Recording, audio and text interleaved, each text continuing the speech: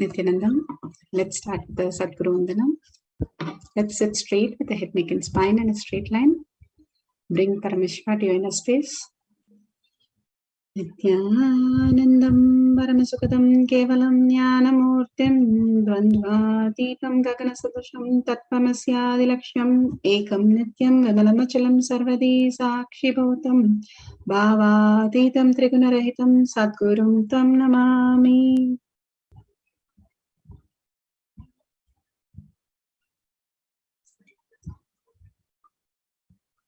Such a beautiful, wonderful experience of Arupada Veedu, all the 6 dimensions of Muruga. Now let's get into the power manifestation session with such a powerful space. The Pramanas, the Shastra Pramanas, the authentic scriptures, Shrutis, Vedagama stand as a foundation for Hinduism. Apta Pramana, authentic, time-tested, foolproof compilation of the experience of the sages, rishis, and enlightened masters, which is in terms with the Shastra Pramana. All the Pramanas that we are experiencing, the evidences show that all the powers are manifested by all the rishis, munis, and ganas. Millions of people have manifested, and each one of us can manifest all these powers because of the initiation of the Guru. Atma Pramana, with Apta Pramana, a Guru is able to experience the truth claimed by the Shastras. Bhagavan himself comes down, Paramashiva himself comes down as a Guru and showcase these powers for us to understand the greater possibility in each of us. Shakshi Pramana, manifestation and experience of the Guru's initiation in the disciple of a particular lineage, which is demonstrable to the world. When the initiation happens, when you manifest in your physical reality these powers, simply Paramashiva starts flowing in your life, making everything auspicious and abundance and bliss. The Shakshi, the Pratiksha Pramana, the scientific study, the truth validating the either scientific study, clearly shows that all this is validated in the science also. The Shastra Pramana for the power of third eye is from Vijnana Bhairava Sutra 34, Dharana 11. Kapalantar mano nasya tishtim meli talochanaha kramena manaso dhyat lakshaye lakshayam uttamam. Bhagavan Paramashiva beautifully says, by fixing the mind on the inner space within the crown center and sitting stability without any movement of the eyes closed, in succession, the stability of the mind and the inner space, through the power of third eye, one directly sees the ultimate goal. Lakshayam, by having the vision beyond the sight, the reveals any object or place attaining the space of oneness with the source, Paramashiva. Bhagavan clearly says how we can exist beyond the mind consciousness and reflect in our life as the ultimate reality, living as a higher intelligent being and experiencing all the higher dimensions, manifesting all the powers of Paramashiva. Bhagavan has beautifully explained in the sutra. Same here, the Apta Pramana, how the yogis and siddhas have manifested the power. Kannappa Swami, Bhagavan has spoken about him, how he's a great yogi manifesting the Navakanda Yoga Samadhi. He was born in Kerala. He traveled a lot. Finally, he settled in Kavangarai. And Kannappa Swami was a master of performing the Navakanda Yoga. He performed many miracles and he attained Samadhi, Mahasamadhi in 1960. Once he was in deep Samadhi, he was sitting in his house. He clearly could see that few hours that Gandhiji, Mahatma Gandhi, was going to be shot. And exactly they heard the news, how he exactly described. The same thing happens when Ramana Maharshi attained the Mahasamadhi. He was able to visibly see the whole thing in his third eye and narrate the whole incident. These great Mahatmas lived just in few 20, 30 years before, manifesting all these powers in the physical reality for all of us to understand. Each one of us can experience that truth. Here, Bhagavan himself explains his Samadhi experience of his first experience of manifesting the power of third eye.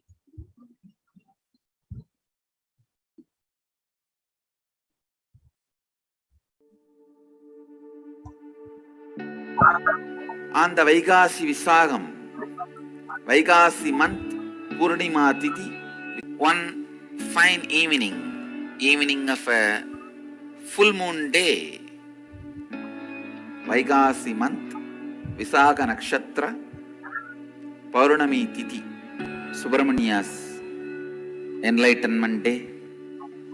As per the tradition, he appeared from the third eye of Mahadeva. When I completed 11 and aging into 12, no school at that time usually, this May, June, no school. So usually this summer time I will go and sit in the temple or the hill. Around 4:30 to 6:30, maybe you can say this is the Sandhya time. Around the time of sunset and moonrise, I went to the hill, Arunachala hill. I was sitting at the foothills of Arunachala, where I was born and brought up.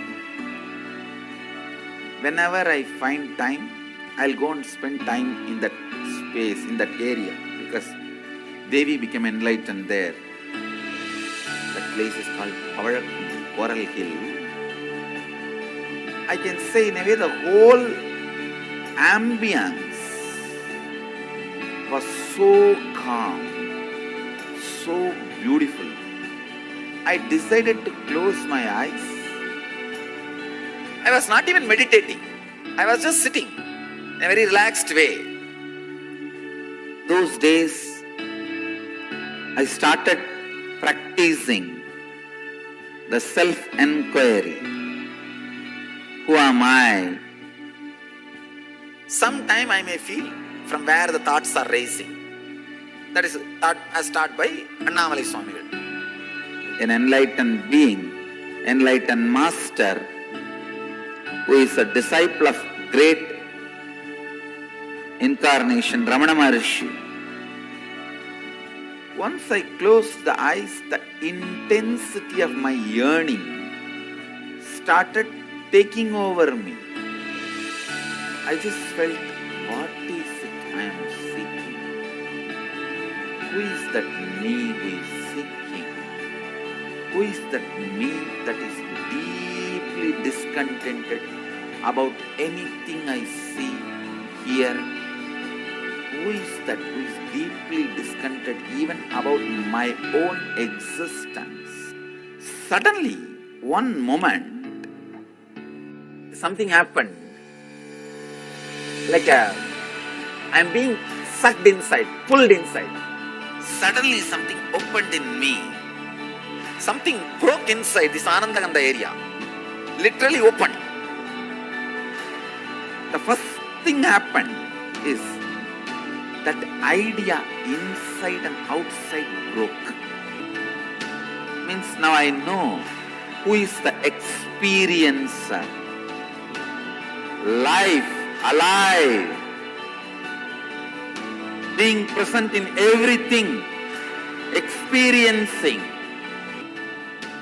Divyam dadami te chakshuhu pashya me yogamaishwaram. The first experience is that I was able to see everything around me, above me. I started seeing the whole 360 degree. I could see literally all 360 degree this side and 360 degree this side. 10 direction. Above and below, side, everything I could see without turning my head, without opening my eyes. My eyes was closed. I realized not only I was able to see, I was able to feel, experience.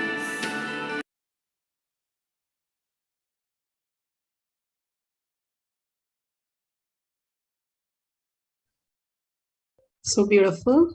Bhagavan Paramashiva beautifully explained how the whole experience of oneness happens when you just dissolve into that conscious space. into the Guru's initiation, and simply you just stay and you can experience the higher reality.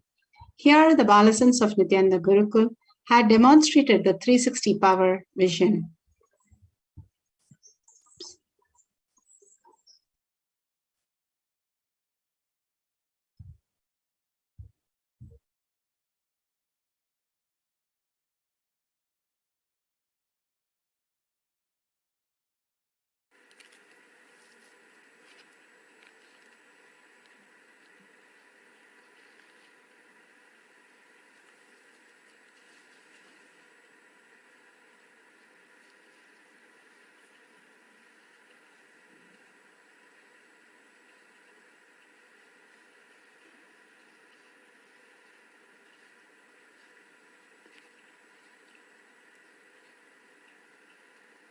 Okay, all right. Where do I hold it?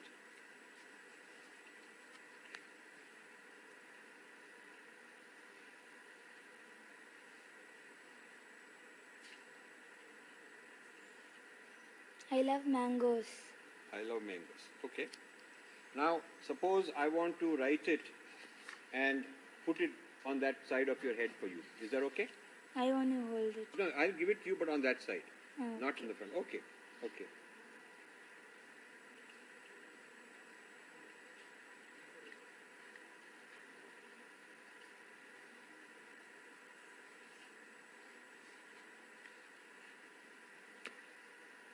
Okay, now you can hold it. I have it here. You want to hold it?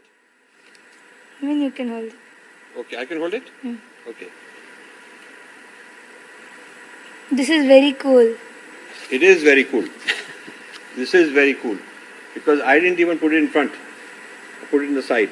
I'm going to do this again one time, just to make sure. See, I've seen this before, but I wanted to do it myself with them and do it live. So it's not recorded, there's no editing of this video, nobody has manipulated it. It's coming to you live.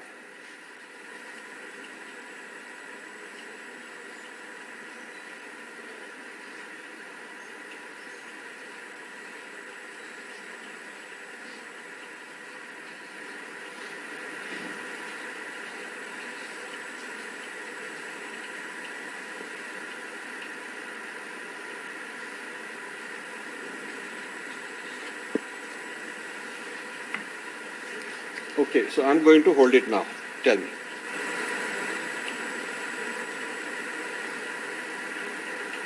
Everyone should see this thing. Excellent. Thank you so much. Here you can see how the Balasans are trained to experience the 360 degrees just by being in the space of oneness. They're able to manifest the powers.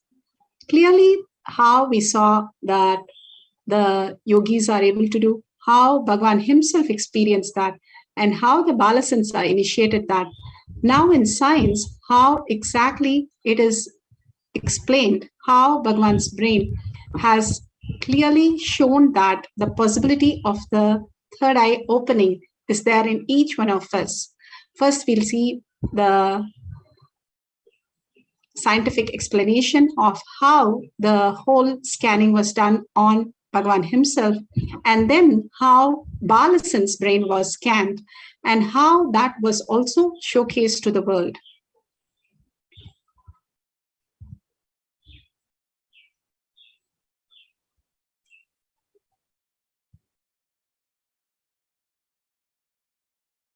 But what meditation does is something very interesting. First, about the PET scan, physiology, the functional part of the brain. It shows the frontal lobes getting more active. The frontal lobe is where you have judgment, wisdom, reasoning. If somebody doesn't have frontal lobes, you can really write him off because there's not much life left without frontal lobes. Unfortunately, some of them are driving cars.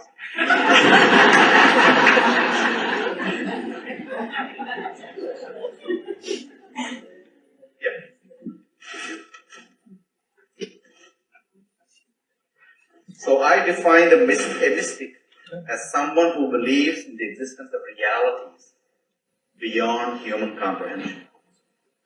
In that sense, Albert Einstein was a mystic. He was a little clerk in a patent office, and he visualized how light would be if he sits at the front of the light beam and travels along with the light beam and discovered the theory of relativity, which has transformed mankind forever. He was a mystic. He's somebody that believed in the existence of realities beyond normal human comprehension for average human beings.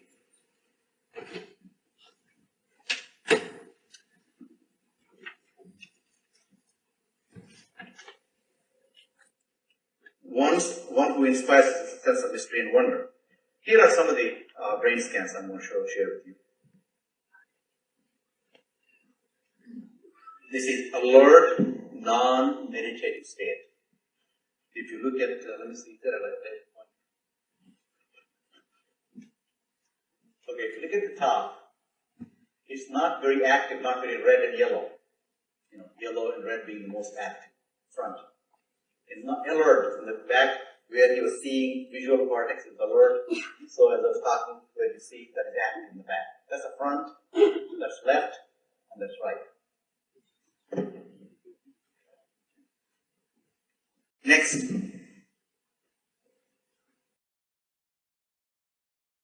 Okay, this is the first one, okay? The second one is 30 minutes into 30 minutes meditation. Look at the frontal lobes, how they light it up. They light it up big time. It's almost like it's got extra, so much energy going in there. It's a very clear-cut indication. From the previous picture, I'll show you again the previous picture. See how it is? And how the next one is. Okay. Can you see that? That's in the 30 minutes of deep meditation. Next, 60 minutes of deep meditation. See how one side quietens down, and the other side remains very active. 60 minutes of deep meditation. There is something else happening right here in the middle. Right in the middle. Right here, in the frontal area. In the middle, it's called mesial frontal area. And here is a deep, deep level of meditation where it lights up significantly right there. Right in the middle. Probably 1.5 inches, 2 inches deeper. It's called mesial frontal area where, like that, right there. What's interesting was, Swami was inside, and that's the last part of that one. See that light right here? Lighting up right here in this area. So what's interesting is I've never seen that before in my life. So the other parts I've seen may not be to the extent that Swami showed. But this is something interesting. There is something called dopamine, which is a chemical our brain is involved in. Dopamine is produced mostly in this area. And when you have any pleasurable feeling in your body, it is mediated through dopamine. It's a neuroreceptor. You know, it's a chemical that transmits messages of pleasure. It basically evokes pleasure. If you eat gourmet food, it is dopamine that tells you it's gourmet food. If you have no dopamine, you may eat gourmet food, but think how it looks like out of cooking. Same thing is with visual pleasures you have. Beautiful people, beautiful sceneries, nature, whatever gives you pleasure. It's mediated through dopamine. Incidentally, alcohol and chemicals mediate through dopamine. And everything that human beings experience involves dopamine. But what's interesting is that you and I have the potential to create our own dopamine in a big way.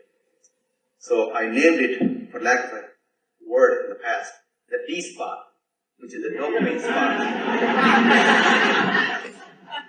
Because I know that in America they like good names. I'm not going to name other spots, but if you can discover your D spot, you got it made in life. The D really stands for divine spot. The D also stands for delight and the dopamine spot. And that's what you see right there. I think future researchers will confirm. They may name it something different, some better name than what I could name. But that's very interesting. At will, go in and out of the stage. So we asked Swamiji when he came from the scanning room, when we saw this one, we asked Swamiji, what were you exactly doing when so and so thing happened? He didn't know what was there. He did not see the pictures yet. He said, really interestingly, there were 3 people there. He said, I opened my third eye. And that's stunning because I learned about third eye as a child, but didn't read about it for a long time, what it is today. But what he said was, I asked him to describe more in detail what does he mean by third eye. And he said, it's a deep meditative state. It's probably very, very deep state. But he said, it looks like a small petal on one side going and join. Another petal comes and join, and you join together, and then it comes the third eye. Like a blissful state that you experience and open third eye. Isn't it interesting that exactly same area that he was saying he was open? We are not seeing with the naked eye what's going on, but in sophisticated modern technology, we're able to see that some part of the brain is activated that you normally can't see. Beautifully, science has now clearly told how the third eye functions. Now, when we did the same test on the Balasans, and this was done in the Apollo Hospital in Ahmedabad in 2019, and they did 3 tests, VEP, EEG, and fMRI. And all the 3, we were able to see phenomenal results. The data points that we were able to track, the first one, we were able to see the visual evoke potential test. We were able to see the first thing is how when we see an object and how the brain actually functions. It was not the same way it was functioning, but some other energy was actually happening. And that is why it says no organized activity here. And they were able to see, but it was not the original way that science understands. In the second test, again, we saw that in EEG, how the Balasans had a very phenomenal 8 to 12 hertz and high beta waves up to 22 to 25 hertz, which was something new which was happening in the brain. And that was the reason how they could manifest this power, the restful awareness and high alertness. That is what it really signifies. And the third, fMRI, also clearly shows that how there was no activity or even zero activity in the brain, and still they were able to read in the outer world whatever was presented to them. Exactly, this was the scan which was done when they were doing the third eye reading. You can see the brain scan where you can see some activity when their eyes was opened, and when they put the patch and put the eye band and still they were reading, there was absolutely no activity in the brain. And they were able to read all the things in what we have in the outer world without the same part of the brain which usually is used during the process. And you can see the same activity we had other children also. They had no activity, but they were not able to read anything in the outer world, whatever was presented when the eyes was closed. So this clearly comes to a beautiful conclusion that Balasans can see despite the eye patch and mind fold. This is not some sensory. We want to clearly prove that this is some other extraordinary experience beyond the sensory. If you see the outer world, many do use the other senses to experience this reality. But here the Balasans went into the enlightened space, thoughtless space. And from that space, because of the initiation of the Guru, he was able to tap this intelligence and manifest as physical reality, which science also now proves it very clearly. Balasans can see despite the eye patch and mindful regular children cannot. VEP test shows no organized neural activity in optical tract of the Balasans, while blindfold reading suggests alternate mechanism of the vision. They don't know what is the other things that they're using to manifest this reality. EEG shows a unique waveform, while Balasans are blindfolded reading distinct high amplitude, high beta jigsaw pattern of 22 to 25 hertz. And fMRI shows minimal glucose consumption in occipital lobe of the brain, which is the processing vision, suggest alternate fuel source. This was mind-boggling when the doctors were not able to understand there is no sugar, glucose, at that point which is getting consumed, but still they were able to read. And so they concluded it is an alternated nexus of awareness, all finding alternative visual sense and pathway. Now we are all initiated by the Guru and we can experience this. Like, for example, a simple example, when you take bath, what happens? You feel so fresh after that because the chemicals in the body are now accelerated. Same way, when you sit in the darshan, the initiation of the Guru is very, very, very important, where it raises your higher intelligence to the higher states of consciousness, where you can live in a higher states and higher dimension, manifesting the higher reality as gods and goddesses. This is simply possible because millions have experienced that. Now science is also saying that, and each one of us can experience by the mere initiation of the Guru. Yes, doing the tapas is one way, but everybody is so hard for us to do that. Just by the initiation of the Guru, same thing happens in our brain, and we can experience this higher reality. So now all we are going to do is take the blindfold, and you can wear the blindfold. Make sure there's no light entering from the outer world so that it's completely dark, where you can start seeing beyond that darkness. The darkness is the pitta layer. When you detox, you can just see beyond that the letters appearing very clearly. And because of the initiation of the Guru, this pitta layer gets slowly cleared, and it's just a skin deep, and you can start seeing, and whatever you see, start writing it down. You can take any book and you can start using the book for reading. You can download the timestamp and keep your cameras ready. How you demonstrate, take a video and you can share it with the world. Now, close your eyes completely with the eye band, with a cloth or any eye band, and ask, if you have a partner, ask them to show you the colors, letters, numbers, or if you have a book which is colorful, you can pick up the book, tie your eye bands and start noting it down, whatever you see. And at the end of the session, you can take a picture of it and showcase to the world. Now, let's get into the meditation. That is the most important part. Like how Bhagavan said, you just fall into the deep, restful awareness, and suddenly something just sucks you in and makes you experience the Nirvikalpa Samadhi. And from that experience, whatever you see, because of the initiation of the Guru, you can go into that dimension and experience that reality. And all the initiation, just remember the darshans of all the Muruga, that he is manifesting in you all this greater reality. Just bring back the same space and start chanting the Mahavakya. Unclutch from any thoughts. Just for a few minutes, decide, I'm not going to engage in any thought. That is the intensity of chanting the Mahavakya. Along with the Mahavakya, what is played, please go ahead and chant the Mahavakya so your mind settles down.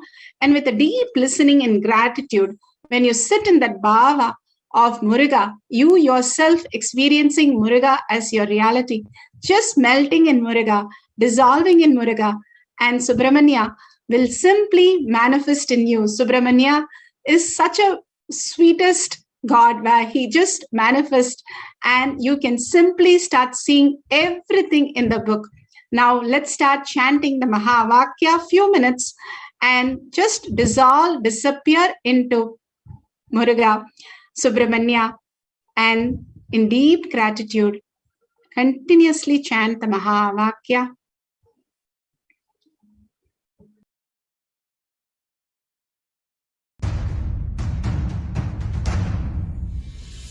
Sit as Paramashiva, inhale and exhale deeply with 25 heads and 75 eyes and 50 hands. Visualize, meditate, connect with him. He is a living, alive being.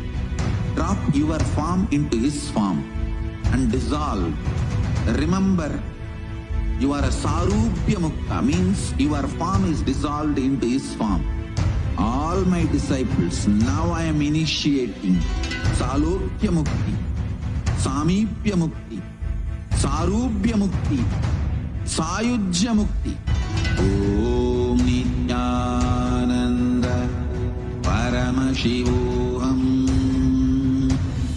Om Nithyananda Paramashivoham.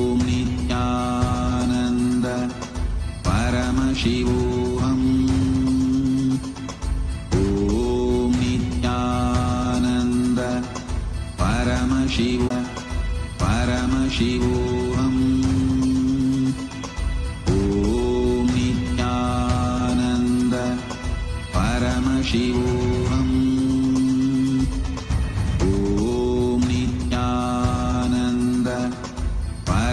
Shivoham. Om Nithyananda. Your fears, incompletions, insecurities, nothing is needed for you to exist. Paramashiva alone is enough for you to live absolutely, blissfully, celebrating, fulfilled, complete, intensely. Mahavama Shivoham. Om Nithyananda Parama Shivoham. Om Nithyananda Parama Shivoham. Om Nithyananda Parama Shivoham. Om Nithyananda Parama Shivoham. Om Nithyananda Parama. Slowly, very slowly, open your eye bands and open your eyes. Whatever Paramashiva has shown, go ahead and share, verify that authentically, take a picture of that with the timestamp and share it to the world. How each one of you experience the Muruga consciousness, Subramanya consciousness as your physical reality today, receiving the prasada from Muruga today. Go ahead, share to the world how amazing these truths again and again happen on planet Earth.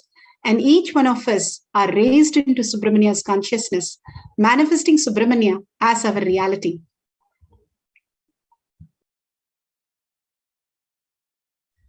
Please go ahead, use the QR code, and you can share it in the form and in the Facebook and tell the world that how Subramanya is still alive and simply how you can tune your gadgets to the satellites. Bhagavan says we can tune to Muruga Subramanya satellite also, and whatever we want manifest as our physical reality by just in deep oneness with Paramashiva, with Muruga Subramanya, you can experience the reality anytime. So go ahead, share all this truth to the world and experiencing the deeper bliss. When you start sharing and celebrate, this will become your permanent experiences. Whenever you receive prasada, share it with the world. That is the most beautiful experience that Muruga Subramanya has given us today. And thank you all for coming here, for being part of this amazing webinar and amazing darshan, Subramanya Bhava darshan that we are experiencing today. And with that, we have come to the end of the session, end of the webinar. We'll conclude this with the Purna Mantra. Please sit straight with the head, neck, and spine in a straight line. Bring Subramanya in your inner space and hold the space, everything that I experience today and all that I am seeing and experiencing only as Subramanya, as my reality. The powerful space that you're holding. Let's chant the Purna Mantra. Om Purnamada Purnamidam Purna Purnamudashyate Purnasya Purnamataya Purnamevavashishyate. Om Shanti Shanti Shanti. Hari Om Tat Sat Sarvam Bhagavate Sri Nithyananda Paramashivam Paduka Arpanamastu. Om Nithyanandam.